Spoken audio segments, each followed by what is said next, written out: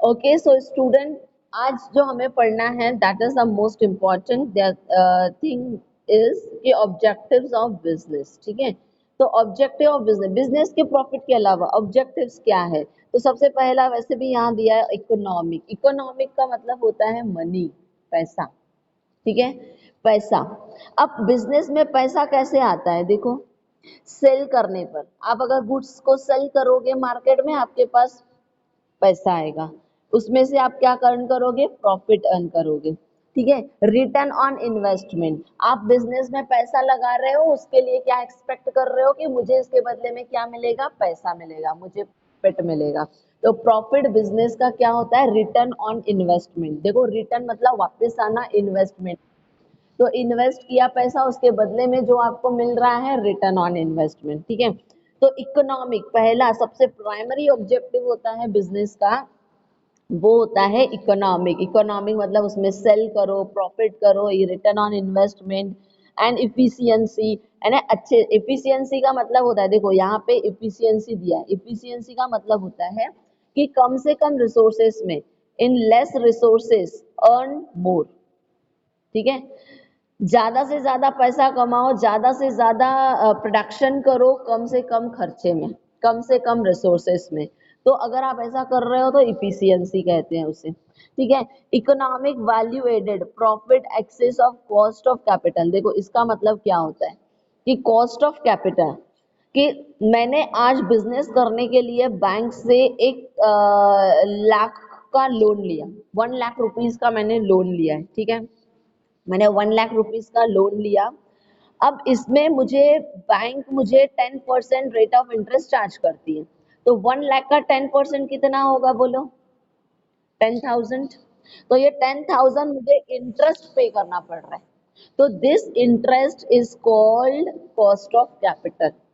तो cost of capital, अगर 10,000 में इंटरेस्ट दे रही हूँ और मैं मेरा प्रॉफिट अर्न कर रही हूँ 8,000, तो ये मेरा अच्छा बिजनेस चलेगा क्या? प्रॉफिट है क्या? बोलो, प्रॉफिट है क्या? अरे तुमने जितना बिजनेस में पैसा लगाया है 1 लाख, उस पे तुम 10,000 इंटरेस्ट दे रहे हो, that is your cost of capital. कि 10,000 का आप कॉस्ट ऑफ कैपिटल दे रहे हो और प्रॉफिट अर्न कर रहे हो 8,000। तो मुझे बताओ मेरे डियर स्टूडेंट्स कि क्या मेरा बिजनेस को इकोनॉमिक ऑब्जेक्टिव अचीव हो रहा है? यस और नो बोलो, अच्छी बात है, यस और no? Everyone has to respond dear students. No, कि अच्छी बात नहीं है। मैं जितना कॉस्ट ऑफ कैपिटल खर्चा कर रही हूँ ना, उससे ज्यादा मुझे प्रॉफिट होना चाहिए। हाँ, अगर मेरा प्रॉफिट 20,000 का हो रहा है, हाँ, अब मैं बोलूंगी कि अच्छी बात है ना? तो economic, the first objective of business is economic objective. Economics में आता है सेल करो, प्रॉफिट कमाओ, रिटर्न ऑन इन्वेस्टमेंट मिलो, इफिशियंसी करो, कम से कम खर्चे में ज्यादा से ज्यादा कमाओ, प्रोडक्शन करो। और इकोनॉमिक वैल्यू एडेड मतलब आप जितना profit in excess of cost of capital, यानी आपका बिजनेस का प्रॉफिट कॉस्ट ऑफ कैपिटल से ज्यादा होना चाहिए। ठीक है, अगर ये सारी चीजें करते हो अच्छे से तो आपका इकोनॉमिक ऑब्जेक्टिव अचीव होगा। ठीक है, अच्छा सेल करो, प्रॉफिट अर्न करो, रिटर्न ऑन इन्वेस्टमेंट अच्छा है, इफिशियंसी है, कम से कम प्रोडक्ट खर्चे में ज्यादा से ज्यादा प्रोडक्शन कर रहे हो, और कॉस्ट ऑफ कैपिटल से प्रॉफिट एक्सेस मतलब ज्यादा है। तो आप समझो बिजनेस इकोनॉमिक ऑब्जेक्टिव को अचीव कर रहा है। ठीक है, अब सेकंड है ऑर्गेनिक ऑब्जेक्टिव। अब आप बोलेंगे मैडम ये ऑर्गेनिक ऑब्जेक्टिव कैसा है? अरे ऑर्गेनिक ऑब्जेक्टिव यानी सर्वाइवल, कि आपका बिजनेस कितना लंबा सर्वाइव कर रहा है। आज टाटा मोटर्स करीब सैकड़ों सालों से चल रही है कि नहीं चल रही है? अब तक भी चल रही है, अभी भी टाटा के प्रोडक्ट्स को लोग यूज कर रहे हैं, परचेस कर रहे हैं, है ना? क्यों? दैट इज द सर्वाइवल, कि आपका बिजनेस कितना लंबा चल रहा है। आज पार्ले जी बिस्किट अराउंड 100 ईयर्स हो चुके, आज भी चल रहा है। आपके दादाजी ने भी पार्ले जी बिस्किट खाए थे और आप भी खा रहे हो। सोचो ये कंपनी, ये बिजनेस कितना लंबा चल रहा है। ठीक है, सर्वाइवल, तो आपका बिजनेस लंबा सर्वाइव करना चाहिए। Health, age of assets, fitness of human resources, general and capital reserve, growth होना चाहिए बिजनेस का, डाइवर्सिफिकेशन ऑफ कैपेबिलिटीज। कि डाइवर्सिफिकेशन ऑफ कैपेबिलिटीज मतलब कि आपकी जो कैपेसिटी है बिजनेस की वो अलग अलग होनी चाहिए। आप एक ही तरह की चीजें बनाओगे और बेचोगे ना तो कुछ समय तक चलेगा और उसके बाद आप बिजनेस बंद हो जाएगा। आपको डाइवर्सिफाई करना पड़ेगा। लोगों की नीड्स बदलते रहती है, नीड्स के हिसाब से आपको नई नई चीज नई नई मार्केट में चीजें लानी पड़ेगी।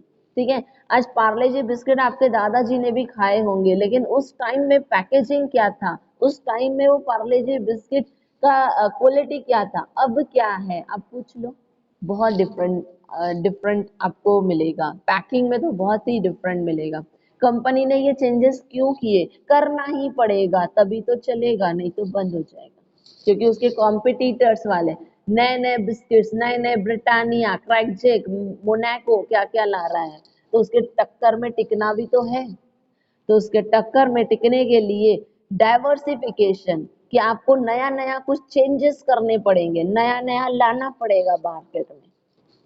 ठीक है, तो आप सरवाइव कर पाओगे, और जितना लंबा सरवाइव करोगे ना उतना ज्यादा आपका प्रॉफिट तो अर्न होगा ही ना। एक बिजनेस अगर 10 साल जीता है तो 10 साल ही कमाएगा। एक बिजनेस अगर 100 साल जी रहा है, यानी बिजनेस चल रहा है 100 साल, तो 100 साल तक प्रॉफिट कमाएगा कि नहीं कमाएगा, है ना।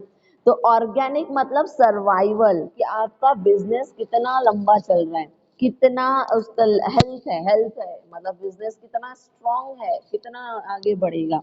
ठीक है, उसे कहते हैं ऑर्गेनिक। तो हर बिजनेस को सिर्फ पैसा ही नहीं कमाना है, उसे ये भी देखना होता है कि मेरा बिजनेस मार्केट में टिकना चाहिए, जितना लंबा चल सके उतना लंबा चलाना है। ठीक है, जल्दी बिजनेस को बंद नहीं होने देते।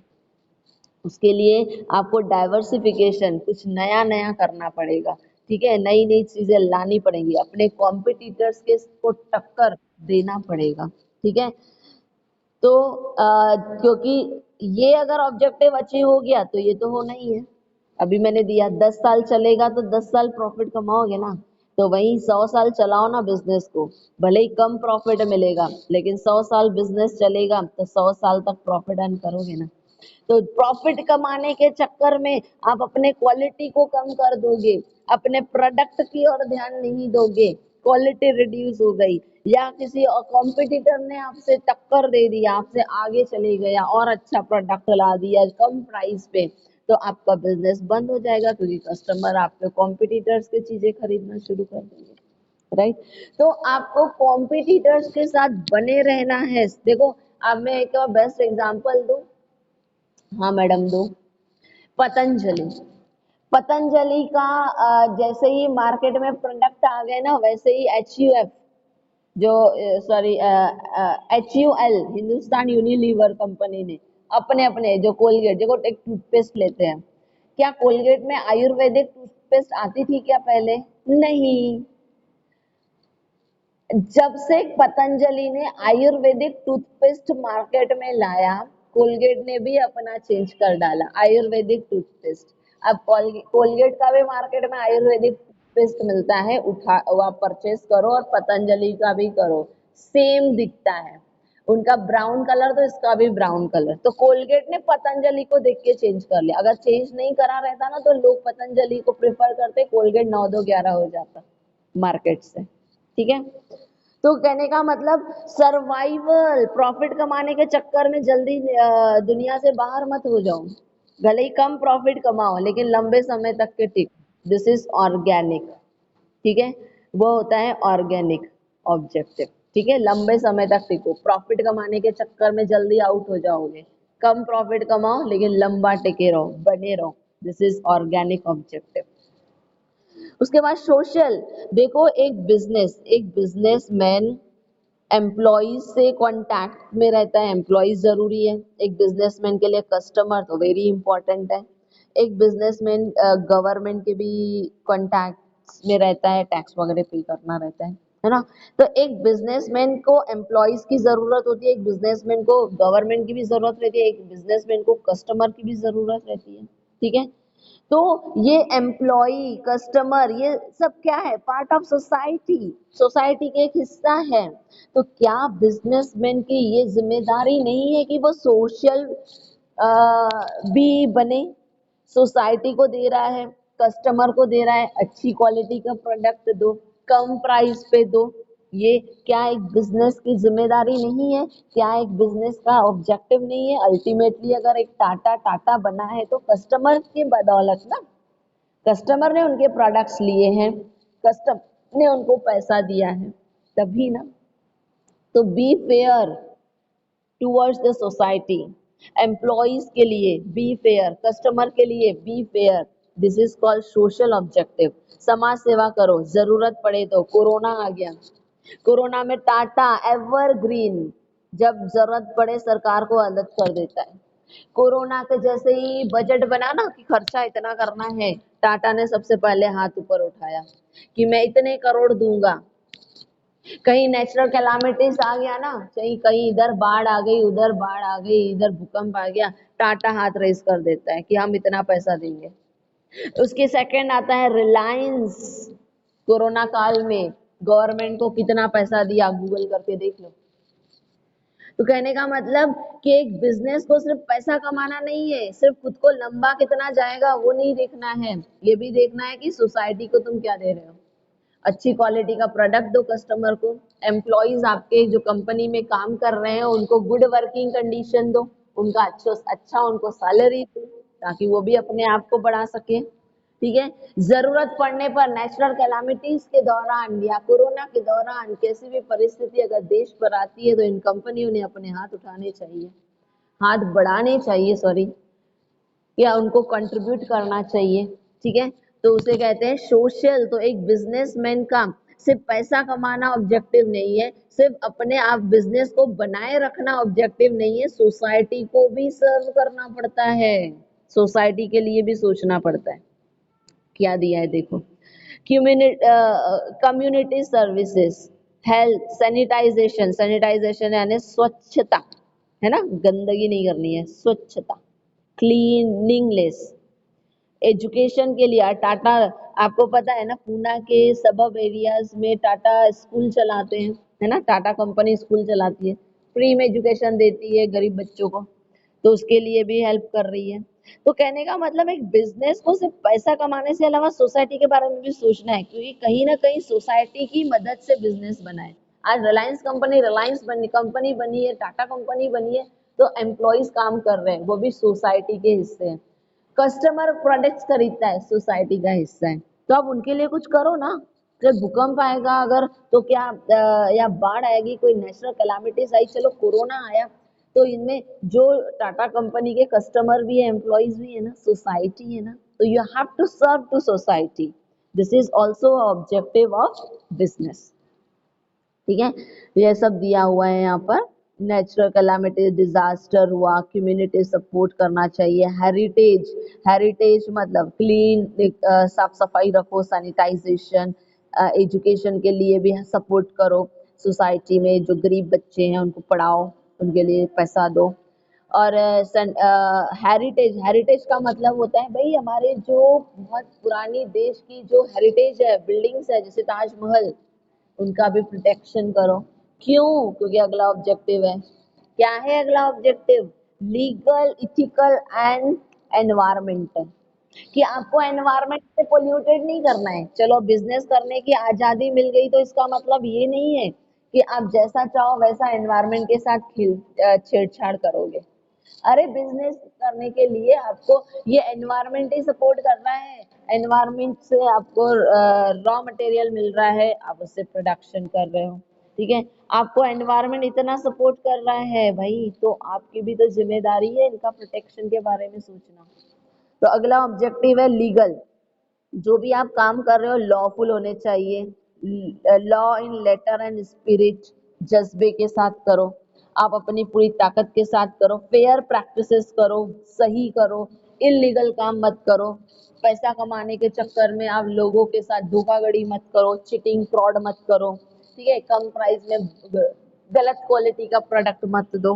ठीक है, ट्रांसपेरेंसी रखो, सही बोलो, झूठ मत बोलो, बिजनेस में ऐसा बहुत होता है, कस्ट पैसा कमाने के लिए झूठ बोला जाता है, बट झूठ नहीं बोलो, this is not objective of business.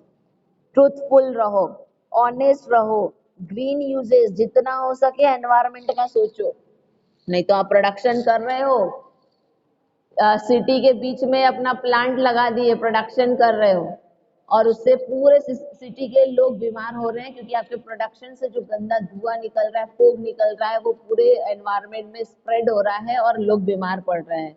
तो this is not a good way of your business. ठीक है, ऐसा कुछ एनवायरनमेंट पूरे तरीके से प्रोटेक्ट होना चाहिए, इस एंगल में आपको काम करना है। बेटा मीटिंग रीज्वाइन कर लेना, मैं देख रही हूँ 2 मिनट 3 बचे हैं बस। ठीक है, तो एनवायरमेंट ग्रीन यूजेस करो, ऐसा यूज करो ताकि ज्यादा से कम पोल्यूशन हो और कम से कम एनवायरमेंट को डैमेज कर सके, ऐसे काम करो। तो कहने का मतलब there are 4 objective of business. पहला इकोनॉमिक मतलब प्रॉफिट, ऑर्गेनिक मतलब सर्वाइवल, जितना लंबा आप जियो बिजनेस को कंटिन्यू करो सको करो। सोशल मतलब सोसाइटी के लिए सोचो, सोसाइटी पे खर्चा करो, दुख नेचुरल कैलामिटीज डिजास्टर के वजह पर आप सपोर्ट करो, कंट्रीब्यूट करो। इथिकल इथिकल करो, फेयर प्रैक्टिसेस करो, ऑनेस्ट रहो, ट्रुथ बोलो, सच बोलो, ट्रांसपेरेंट रहो। ठीक है, ये होता है इथिकल। लीगल मतलब लॉ को फॉलो करो, जो भी लॉ कानून बनाए हैं उन कानूनों के खिलाफ जाके कुछ भी मत करो। इथिकल मतलब सही बोलो, फेयर प्रैक्टिस करो, ट्रांसपेरेंसी रखो, ऑनेस्ट रहो। और एनवायरमेंटल, अपने एनवायरमेंट का भी सोचो, एनवायरमेंट के लिए भी आपको सोचना है और उस हिसाब से आपको काम करना है। ऐसा कोई भी हार्मफुल काम नहीं करना है जिससे एनवायरमेंट पॉल्यूटेड हो। ठीक है, सो माय डियर स्टूडेंट, ऐसे ऐसे चीजों का यूज करो जिससे डैमेज एनवायरमेंट को कम डैमेज हो। ठीक है, तो इस प्रकार से ये these are the 4 objective of business. देखो इसको SOLE सोल कहते हैं, एस फॉर सॉरी सोल कहते हैं, S for social, O for organic, L for ये legal, ethical, environmental and E for economic. याद रखने के लिए टेक्निक है SOLE sole, sole sole sole sole, ऐसे याद रखोगे ना तो आपको ये 4 ऑब्जेक्टिव क्या है बिजनेस के याद हो जाएंगे। S for social, O for organic, L for legal, E for economic.